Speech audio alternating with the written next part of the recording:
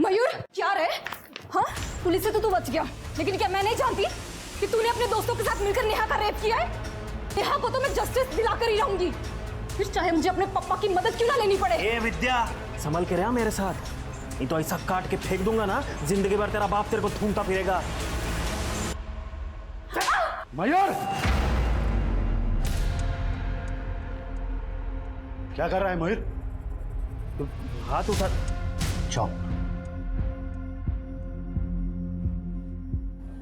बेटा, तुम्हें यहाँ नहीं आना चाहिए था।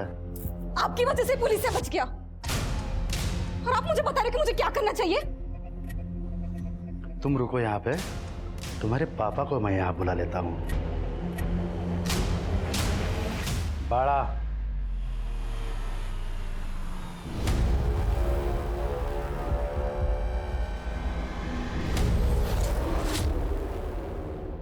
हे बघ बाळा, तुझी मुलगी ती माझी मुलगी, इसलिए मैंने तुम्हें फोन करके यहाँ बुलाया, वरना तुम तो जानते हो जो भी मेरी बेइज्जती करता है उसे मैं फोन नहीं करता, सीधा उठा लेता हूँ।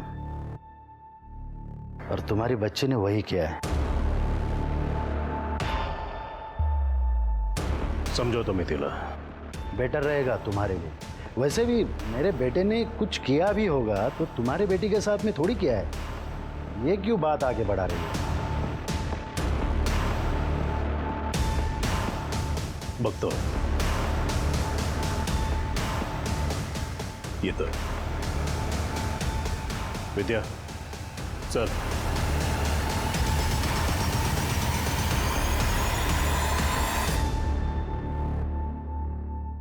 हे काय चाललंय? सॉरी पापा, मेरी वजह से आपको वहां आना पड़ा। पापा मैं बहुत परेशान हूँ, मेरी वजह से नेहा के साथ इतना कुछ हो गया और मैं कुछ नहीं कर पाई। बेटा, तुम्हें कुछ करना ही था तो पहले मुझे बता दे, मैं कुछ करता। पापा मुझे कुछ समझ नहीं आ रहा, मुझे इस जगह से थोड़ा ब्रेक चाहिए। पापा मेरी फ्रेंड तान्या है, उसके मम्मी पापा की एनिवर्सरी है 24 को, वो अपने फार्म हाउस जा रहे हैं। वो मुझे बोल रही थी कि मैं भी उनके साथ चलूं, जाऊं क्या? मूड चेंज हो जाएगा। ठीक है।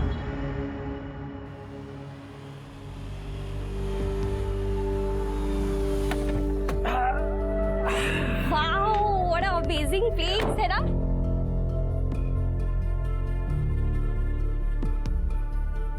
हम लोग खूब मस्ती करेंगे, बहुत मजा आएगा। तू बिल्कुल टेंशन मत ले, तेरी सारी टेंशन दूर हो जाएगी, है ना पापा?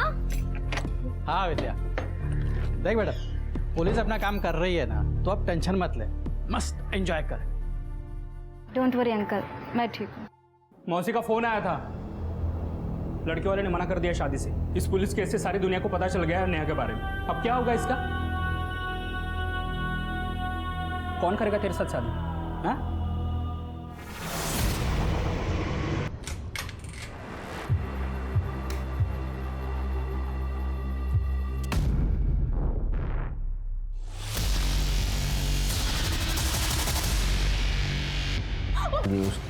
बेशर्मी की जिंदगी जीने से तो अच्छा है ना, इज्जत की मौत मर गई। मैं तुम्हें कहा था, इसके साथ कुछ बुरा हुआ तो उसके जिम्मेदार तुम दोनों रहोगे। ठीक है, अबेंडेंट ऑफ सुसाइड का केस दर्ज दोनों पर। चलो। अरे चलो सर।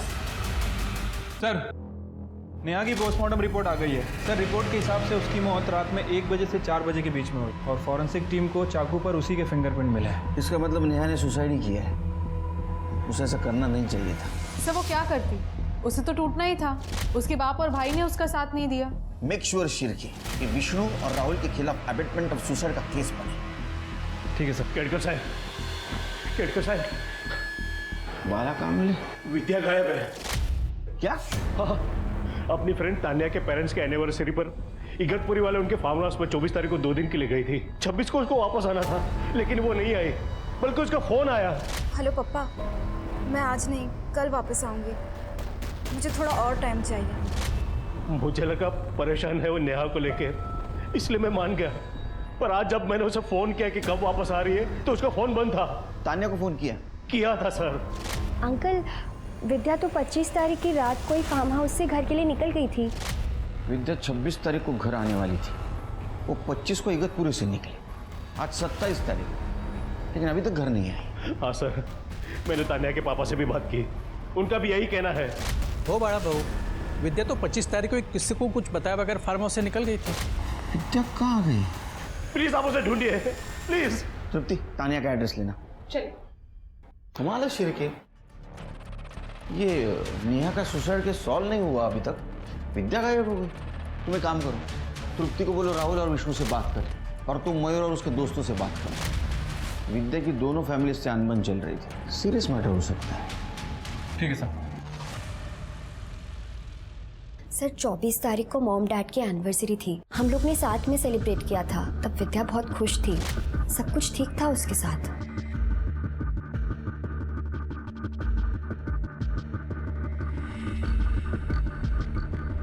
लेकिन अगले दिन पता नहीं क्यों घर जाने की जिद करने लगी।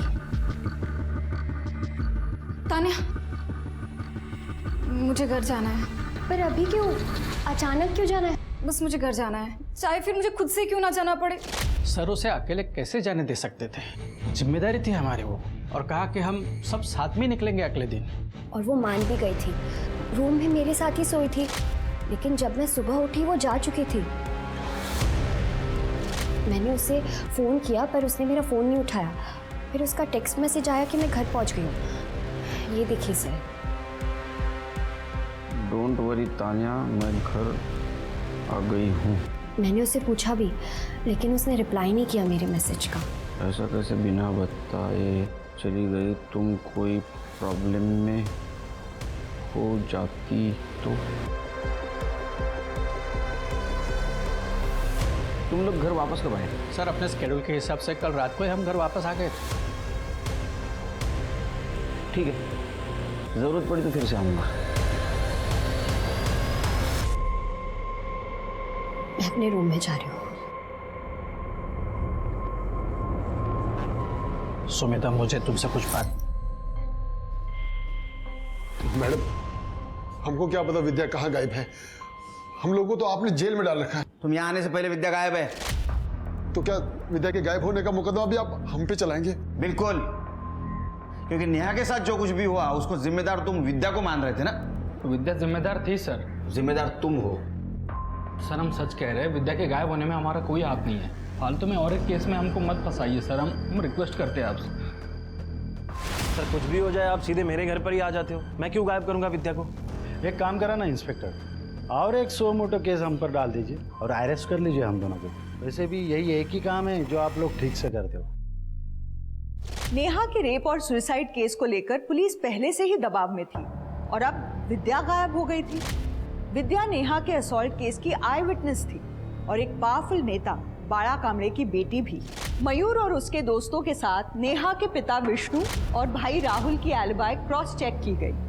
विद्या के सीडीआर निकाले गए, जिससे विद्या द्वारा अपने पिता बाड़ा कामड़े को की गई कॉल और उसकी दोस्त तान्या को किया गया टेक्स्ट मैसेज सही पाया गया। सीडीआर के जरिए ही पुलिस ने उस कैब ड्राइवर को भी ट्रैक कर लिया जिसने विद्या को 25 तारीख की रात फार्म हाउस से पिक किया था और कैब ड्राइवर पुलिस को वहां लेके गया जहां उसने विद्या को ड्रॉप किया था। सर इसी घर पे ड्रॉप किया था वो लड़की को।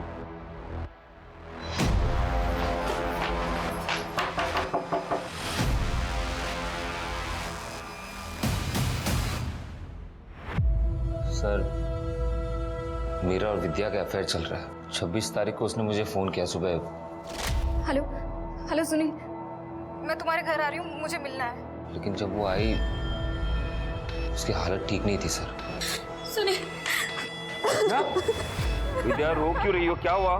सुनिए, मेरा रेप हुआ है। बस रोती रही। मुझे भी समझ में नहीं आया कि मैं क्या करूं। जब उसके पापा ने उसे फ़ोन किया तो मैंने उसे कहा कि उन्हें कहना कि वो अगले दिन आएगी। हेलो पापा, मैं आज नहीं कल वापस आऊंगी, मुझे थोड़ा और टाइम चाहिए। तो 26 तारीख को सुबह से तुम्हारे साथ थी पूरे दिन भर?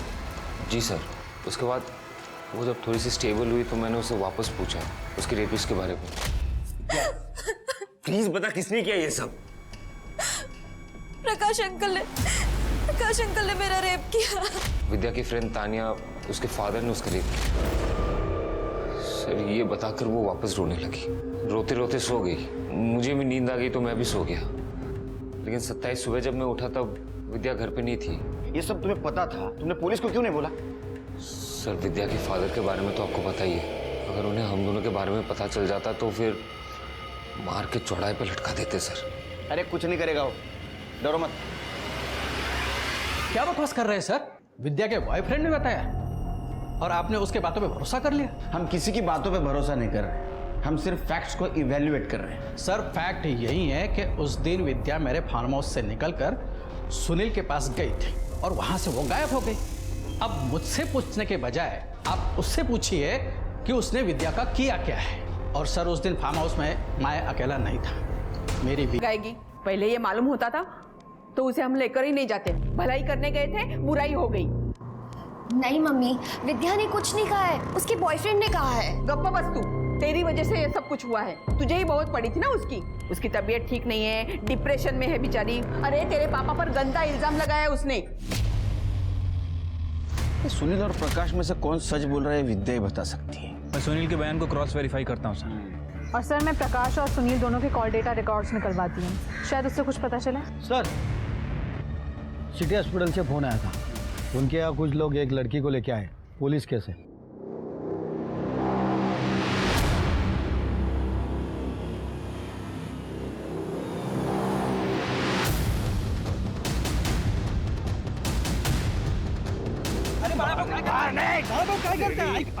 कमरे की बेटी के साथ तू गलत कर रहा है। आप भी लोगों के बातों में आ गए, मैंने कुछ नहीं किया बड़ा भाऊ। झूठ बोल रहा था। नहीं नहीं नहीं बड़ा भाऊ, ये सच कह रहे हैं, इन्होंने कुछ भी नहीं किया। अरे विद्या तो फार्म हाउस से चली गई थी, सुनील इन्हें फंसाना चाहते हैं। बड़ा भाऊ इन्होंने कुछ भी नहीं किया है। मेरी बात मानो, ये सब सुनील का काम है। वो खेल खेल रहा है हमारे सबके खिलाफ। ये लड़की हमें नेकेड हालत में मिली थी। रेप तो हुआ ही है, रेपिस्ट ने हत्या करने की भी कोशिश की थी और शायद मरा हुआ समझकर इसे फेंक दिया गया था। कहाँ मिली है? ये एसएन नगर रेलवे स्टेशन के पास। एसएन नगर? सर वहाँ तो सुनील भी रहता है। अच्छा सर मयूर और उसके दोस्तों की सेलफोन लोकेशन आ गई है। 26 तारीख को जिस दिन विद्या फार्म हाउस से गई थी, उस दिन सुबह 6 बजे से लेकर रात के 12 बजे तक मयूर और उसका दोस्त देवदत्त की लोकेशन प्रकाश के फार्म हाउस की एरिया की थी। हाँ सर, हम दोनों गए थे फार्म हाउस पर, मगर विद्या को मारने नहीं बल्कि उससे समझौता करने के लिए कि वो नेहा के केस से पीछे हट जाए, अपना बयान बदल दे। तो वो नहीं समझी, उसका रेप कर दिया और मरने के लिए छोड़ दिया? नहीं सर, सुबह 6 बजे से हम उसकी राह देख रहे थे फार्म हाउस के बाहर कि कब वो बाहर आ जाए और हम उससे बात कर सकें। लेकिन फार्म हाउस से सिर्फ तानिया और उसके माँ बाप ही बाहर है, विद्या उनके साथ थी नहीं। एक बात बताओ, ये प्रकाश की फैमिली फार्म हाउस से बाहर कब निकली? सर सुबह 10 बजे। आपने कहा था 26 तारीख की रात को ही आप घर आ गए थे फार्म हाउस से, तो फिर 26 तारीख को सवेरे 10 बजे आप कहाँ निकले थे? सर वो उस दिन फार्म हाउस से निकलने के बाद हमारा ट्रैकिंग का प्लान था, इसलिए सुबह ही निकल गए, लेकिन पहुंचे घर को रात को ही। सर प्रकाश के फोन लोकेशन के हिसाब से वो सही कह रहा था। उस दिन फार्म हाउस से निकलने के बाद वो ट्रैकिंग पे गया और वहाँ से वो सीधा अपने घर गया। नहीं शिरके, फिर भी हम प्रकाश को क्लीन चिट नहीं दे सकते, क्योंकि सुनील के बयान के हिसाब से विद्या ने उसे फार्म हाउस पर रेप के बारे में बताया था और 25-26 की रात तक वो फार्म हाउस पे थी। सर सोचने वाली बात यह है कि अगर उसने विद्या का रेप किया और उसे मारने की कोशिश की तो फिर विद्या को फार्म हाउस से जाने क्यों दिया? अब ये सब बातें विद्या ही बता सकती है। सर विद्या का बॉयफ्रेंड सुनील, लेबर से पता चला है कुछ दिन पहले विद्या और सुनील में जानलेवा झगड़ा हुआ था। पूरा नामर्द मत बोल, तू जानती नहीं मैं कौन हूँ, जिंदा नहीं छोड़ूंगा तुझे।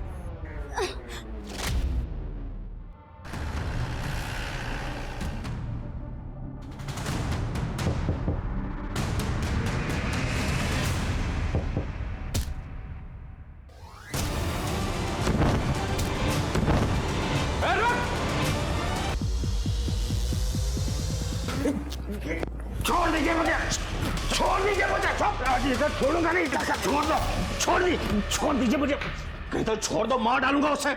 पर बिना शादी के उस लड़के के साथ घूमती थी, रहती थी, सोती थी, छिप समाज में कहीं मुंह दिखाने लायक नहीं छोड़ा इसने हमें। तो उसके रिलेशनशिप से प्रॉब्लम है तुम्हें, हाँ? इसलिए उसको मारने की कोशिश की? बड़ा कमरे कोशिश नहीं करता, जो काम करता है पूरा करता है। अगर मुझे पहले ही पता होता ना इसके अफेयर के बारे में, तो आज आप हॉस्पिटल में नहीं स्मशान में मिलते उसे। सर, विद्या चाहती थी कि मैं नेहा के फादर से बात करूं, नेहा को लेकर, लेकिन मैं बात नहीं करना चाहता था। इसी वजह से हम दोनों के बीच में गर्मा गर्मी हो गई। थोड़ी सी गर्मा गर्मी हो गई, उसमें तूने गला दबा दिया। बोलो ना, नामर्द नामर्द मत बोल। तू जानती नहीं मैं कौन हूँ, जिंदा नहीं छोड़ूंगा तुझे।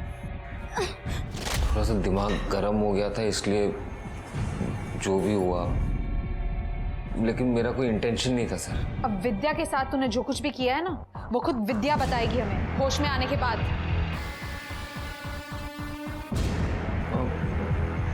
विद्या मिल गई? हाँ, तुम क्यों छोड़ गए? फिर से मारने का ट्राई करना है? देखो तुम्हारे साथ एक क्या हुआ है, कैसा हुआ है, ये कहानी हम बहुत सुन चुके हैं हम लोग अभी, लेकिन ये इस कहानी में कौन सी सच्ची कहानी है सिर्फ तुम्हें मालूम है। किसने किया है सब तुम्हारे साथ? प्रकाश अंकल ने मेरा रेप किया जब वो नशे में थे। सर, कल मैं नशे में था। बेटा किसी को मत बताना प्लीज। विद्या, बेटा इन्हें माफ कर दे, इनसे बहुत बड़ी गलती हो गई है। तू हमारे बेटे जैसी है। मुझे कुछ समझ में नहीं आ रहा था कि मैं क्या करूं। आखिर वो तान्या के पापा थे। तुम हमारे पास क्यों नहीं आई? अपने घर क्यों नहीं गई? सुनील के पास क्यों गई? सुनील के पास तो मैं इसलिए गई थी क्योंकि मैं ये बात किसी को, उसने मुझे ऐसा धोखा दिया जिसके बारे में मैं कभी नहीं सोच सकती थी। मुझे कुछ समझ में नहीं आ रहा था कि मैं क्या करूं, इसलिए मैं सबसे पहले तुम्हारे पास आई। सुनील, तूने डाला होगा कोई दाना, इसलिए उसने तेरा रेप किया। और तेरी जैसी लड़कियों के साथ ना ऐसा ही होना चाहिए। क्या बोलती थी मुझे? नामर्द। अब मैं तुझे क्या बुलाऊं? और अच्छा हुआ पहले तू मेरे पास आई, पुराने हिसाब भी तो चुकाने हैं। सुनील तुम छोड़ो, क्या कर रहे हो? अमित, मजे लेने क्या? हाँ तो फिर आजा। दिन भर अपने दोस्त के साथ मिलकर सुनील ने मेरा रेप किया।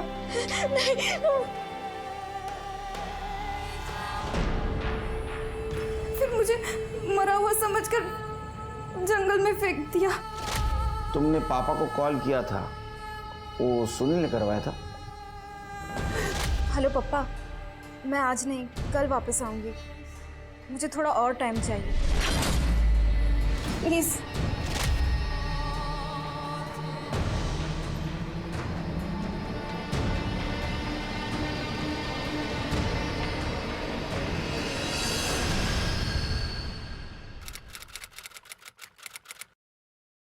ये सुनील, प्रकाश और अमित, इनके खिलाफ चार्जशीट दाखिल करो। इन तीनों को मुझे जल्द से जल्द कोर्ट में देखना है। ठीक है सर।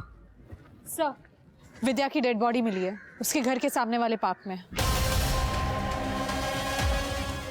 अपने बेटे को नहीं मारा है। चुप। पहले भी ट्राई किया था ना आपने उसका मर्डर का। अभी वो वापस आए तो उसको मार दिया, पार्क में फेंक दी उसकी बॉडी, ताकि हम लोगों को लगे किसी और ने मारा है। मैं सच कह रहा हूँ, मैंने अपनी बेटी को नहीं मारा है। अरे विद्या यहाँ आई कैसे वो भी मुझे नहीं पता। मैं तो उसे खाना और दवाई देके अपने रूम में चला गया था। फिर कब विद्या घर से बाहर निकली पता ही नहीं चला। लोगों ने हंगामा मचाया तब पता चला मुझे। सीसीटीवी है घर में? सर, ये विद्या तो अकेली घर से बाहर जा रही है, मतलब इसके पापा सही कह रहे थे। सर, मैंने पार्क के एंट्री गेट की सीसीटीवी फुटेज चेक की। रात को विद्या के अलावा पार्क में और कोई नहीं गया था। ऐसा हो सकता है कि किलर पार्क में पहले से हो या किसी दूसरे साइड से वो पार्क में आया होगा। एक काम करो, आसपास जितने भी घर है वहाँ का सीसीटीवी फुटेज कलेक्ट करो और शिर के विद्या के कॉल डिटेल्स चेक करो। अगर वो किसी को मिलने गई थी तो उसको किसी का कॉल, टेक्स्ट मैसेज जरूर आया होगा।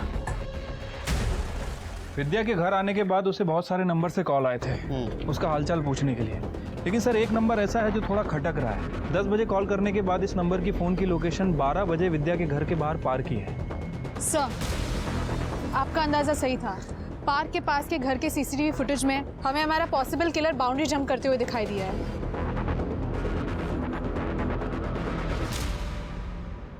मैडम, मेरे पति प्रकाश ने ही विद्या का रेप किया था। उन्हें बचाने के लिए मैं चुप रही, अब मैं चुप नहीं रहूंगी। मैडम, परसों मैंने अपनी तानिया को रात को घर से बाहर जाते हुए देखा था।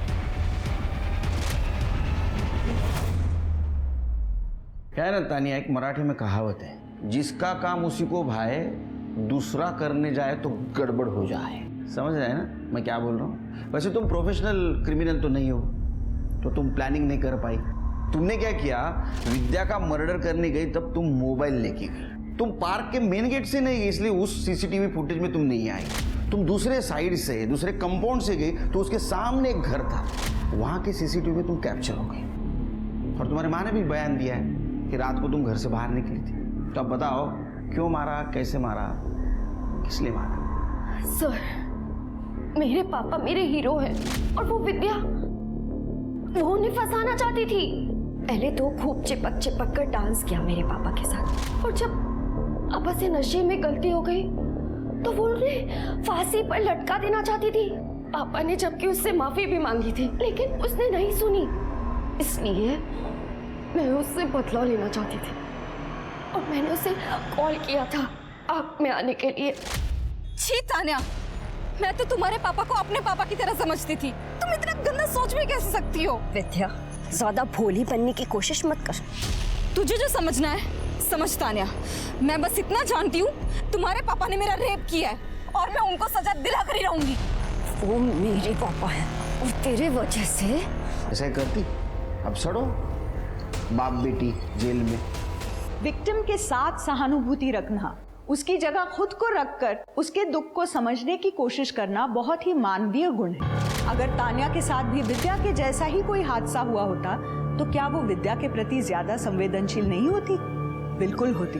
वो एक ज्यादा बेहतर इंसान होती, जिसकी इतनी समझ होती कि गलत गलत होता है, चाहे वो कोई भी करे। जिस दिन ये सामान्य सी बात तान्या जैसे लोगों को समझ में आ जाएगी, उस दिन बहुत सारे गलत अपने आप सही हो जाएंगे। इसी आशा के साथ अब मैं रेणुका छाने आपसे विदा लेती हूँ। हम फिर मिलेंगे ऐसी एक कहानी के साथ जो रखेगी आपको सतर्क और जिंदगी को सुरक्षित। तब तक अपना और अपने परिवार का ख्याल रखिए और देखते रहिए क्राइम पेट्रोल सतर्क।